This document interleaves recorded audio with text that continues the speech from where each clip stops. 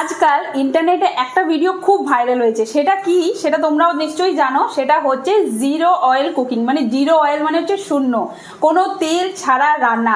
তো অনেক দেখার পরে আমাকেও অনেক সময় সঞ্জয় বারবার করে বলে কি তুমি মোটা হয়ে যাচ্ছ, মোটা হয়ে যাচ্ছ, কিছু একটা করোমি তাহলে না তো কিন্তু আমরা এভাবেই ফুলে যাবো আর কি। তো ভাবলাম যে চলো জিরো অয়েল মানে শূন্য তেলে কি করে রান্না হয়। তো আজকে আমি না কিছু একটা জিনিস রেডি করে নিয়েছি আর ভেবেছি আজকে এই তেল ছাড়া রান্না হবে। আর এই তেল ছাড়া রান্নাটা আজকে তোমাদের সাথে শেয়ার করবো। আর কিভাবে করছি সেটা অবশ্যই দেখতে কিন্তু পুরো ভিডিওটা দেখবে।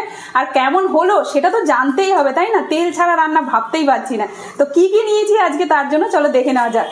তো এই রান্নাটা করার জন্য আমি এখানে নিয়েছি, দেখো এটা হচ্ছে মিক্স তড়কা ডাল, মানে তড়কা ডালের সাথে অনেক কিছুই আছে, ছোলা আছে, রাজমা আছে, ছোলা ডাল আছে, মিক্সড মানে ডাল আর কি। সেটাকে সেদ্ধ করে নিয়েছি, অবশ্যই ভালো করে সেদ্ধ করে নিয়েছি। তার সাথে যে উপকরণগুলো নিয়েছি, আদা রসুন বাটা এখানটায়, তা আদা রসুন বাটাটাও আমি আগেই করে রেখেছি। তার সাথে এখানে নিয়েছি পেঁয়াজ, দুটো বড় পেঁয়াজ, ধনেপাতা অবশ্যই, তার সাথে আছে টমেটো, আর এখানে আছে কাঁচা লঙ্কা। কাঁচা লঙ্কা মানে যেরকম নর্মালি থাকে আর কি সেরকমই আছে।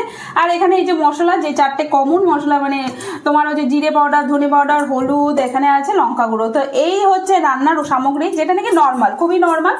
তো সেই ক্ষেত্রে এবার দেখা যাক যে এই রান্নার রেজাল্টটা কি হয়। প্রথমবার যখন এই ভিডিওটা আমি দেখেছিলাম সত্যি অবাক হয়ে গেছিলাম, এটাও কি সম্ভব। আমার তো একটু একটু ভয়ও করছে অবশ্য, কারণ কোনোদিনও তো আর তেল ছাড়া রান্না করিনি বা কাউকে দেখিও নি, তা তরকারিটা কিরকম হবে না হবে তো সেই নিয়ে কিন্তু মনের মধ্যে একটু ধুকপুকানি চলছিলই। সেই করতে করতে আমি এখানে দুটো পেঁয়াজ নিয়েছিলাম, যে সেটাকে কেটে নিলাম, দেখো এটাকে একটু চপ করে নিলাম। তো এটার সাথে সাথে কিন্তু টমেটোটাকেও কেটে নেব। তো টমেটোর মধ্যেও আমি দুটো টমেটোই নিয়েছি, যে দেখবে তড়কা ডাল বা এই ধরনের জিনিসে কিন্তু একটু টমেটো আর পেঁয়াজটা বেশি করে দিলে খেতে কিন্তু দারুণ হয়। তো মনের মধ্যে যাই হোক ধুকপুকানি নিয়েও আমি এখানে চলে এসেছি, মানে কাটা হয়ে গেছে আমার এখানে টমেটোটা। সাথে নিয়েছি আবার ধনেপাতাটাও একটু বেশি করেই দেবো। বললাম না ওই যে মনে একটু ভয়ে ভয়ে কাজ করছি, যার জন্য কিন্তু মানে একটু কাজটা আস্তে আস্তেই মনে হচ্ছে যাই হোক। মানে খাওয়ার আগে কাউকে বলবো না যে তেল দেইনি, তাহলে তো এমনিই বলবে যে ভালো হয়নি।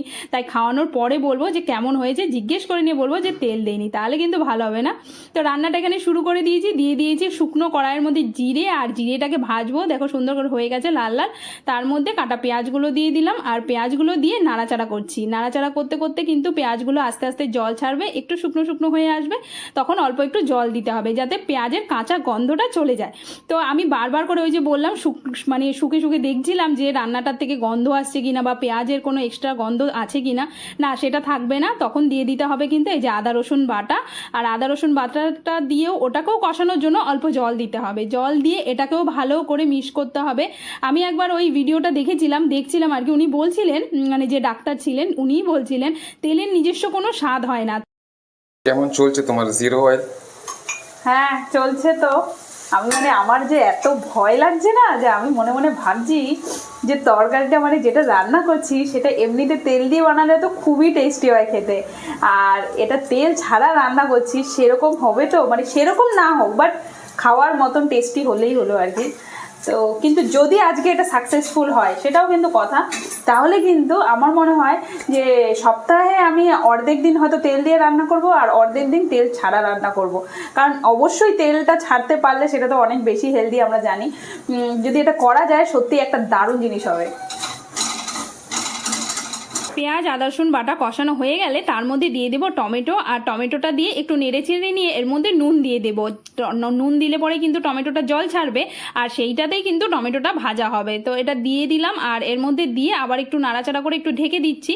তো এবার আমি একটা মশলা বানিয়ে নিব, যার জন্য এখানে নিচ্ছি হলুদ গুঁড়ো। তো আমার তো ছোটো চামচের 2 চামচ আমি হলুদ গুঁড়ো নিলাম, তার সাথে 1 চামচ লঙ্কা গুঁড়ো, আর এখানে নিচ্ছি জিরে গুঁড়ো মোটামুটি ওই ছোটো চামচেরই 2 চামচ, আর সেই চামচেরই 3 চামচ এখানে কিন্তু নিয়েছি ধনে গুঁড়ো।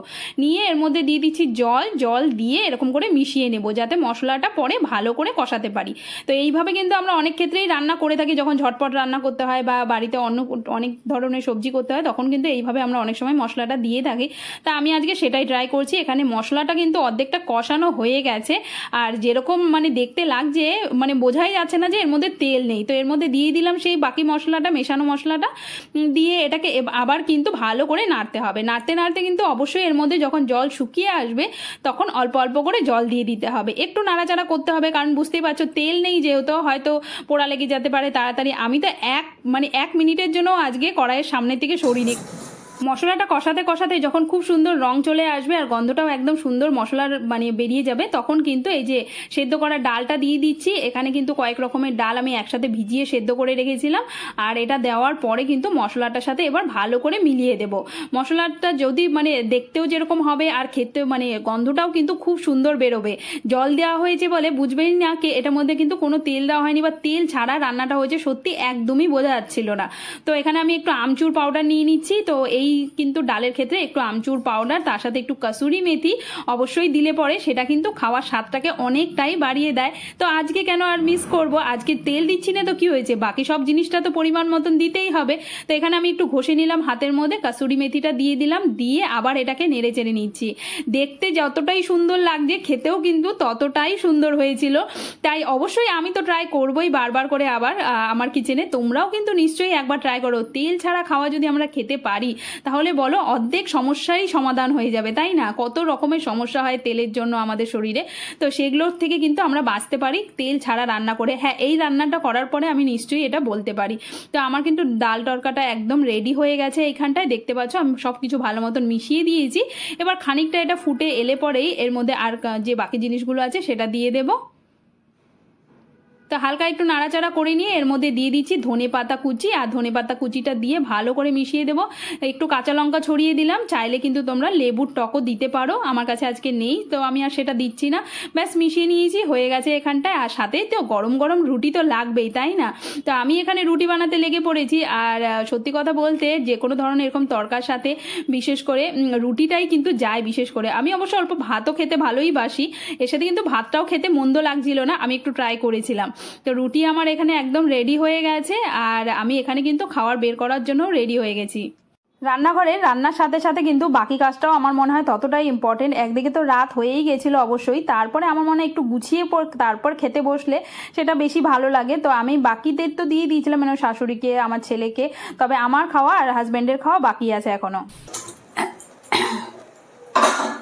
তো বন্ধুরা আমি চলে এসেছি কিন্তু আজকের একদম শেষ পর্বে, যেইখানে কিনা মেন দৃশ্য আর কি এখন দেখা বাকি, বলে না ক্লাইম্যাক্সটা কি সেটা এখন তোমাদেরকে বলবো। তো আমার কিন্তু এখানে একদম ডাল তরকা, যেটা মিক্স ডাল তরকা, মানে মিক্স ডাল তরকা, যেখানে মানে আমি 3-4 রকমের ডাল দিয়েছি। তো এইটা কিন্তু রেডি। তো দেখতে তো অসাধারণ হয়েছে, একদম একটুও বোঝা যাচ্ছে না যে যেখানে আমি এক ফোঁটাও তেল দেইনি। এবার মেন হচ্ছে খাওয়া, তাই না? তো চলো এটা বের করে নিই। এইখানে গরম গরম আমার ডাল তরকা একদম বের করে নিয়েছি, আর সাথে কিন্তু একদম গরম রুটিও রেডি। তো এবার আমি একটা চামচ নিয়ে নেব। আর আমি সত্যি একদিকে ভয়ও পাচ্ছি, আবার একদিকে কিন্তু খুব এক্সাইটেডও। তো এই হচ্ছে আমার প্লেট রেডি করে নিয়েছি। তো একটু খেয়ে দেখি আগে এর কি খবর।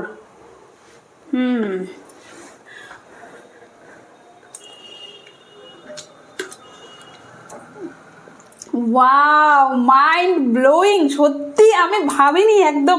ঠিক আছে, তুমি একবার খাও আগে। আই থিঙ্ক তুমি এত এক্সাইটেড থাকো তেল ছাড়া খাওয়ার, তুমি একবার খাও অ্যান্ড অনেস্টলি রিভিউ দাও কিরকম লাগছে তেল ছাড়া ডাল তরকা। বোঝা যাচ্ছে একটু যে এর মধ্যে একদম বোঝা যাচ্ছে না, সিরিয়াসলি বলছি তোমরা একবার নিশ্চয়ই ট্রাই করো। আমি তো ডেফিনেটলি আবার ট্রাই করবো। অবশ্যই তেল যদি ছাড়ার উপায় পাই তাহলে কিন্তু সেটা আমি ছাড়বোই না, আর সঞ্জয় আমাকে ছাড়তে দেবেও না, কারণ ও এগুলো ব্যাপারে খুব পার্টিকুলার। তো এইখানে কিন্তু আমার ডাল তরকা, 0 অয়েল ডাল তরকা, মানে তেল ছাড়া রান্না একদম রেডি। আর খেতে তো অবশ্যই খুব ভালো হয়েছে। তোমরাও একদিন বাড়িতে ট্রাই করো আর আমাকে কমেন্ট করে বলবে নিশ্চয়ই কেমন লাগলো। আমি রিকোয়েস্ট করছি যে একবার নিশ্চয়ই ট্রাই করো, ঠিক আছে? তো আশা করি তোমরা সবাই খুব ভালো আছো। আর আজকের ভিডিওটা এখানেই শেষ করছি, আবার একটা নতুন ভিডিওতে দেখা হবে নতুন দিনে। আজকের জন্য কিন্তু টাটা, গুড নাইট।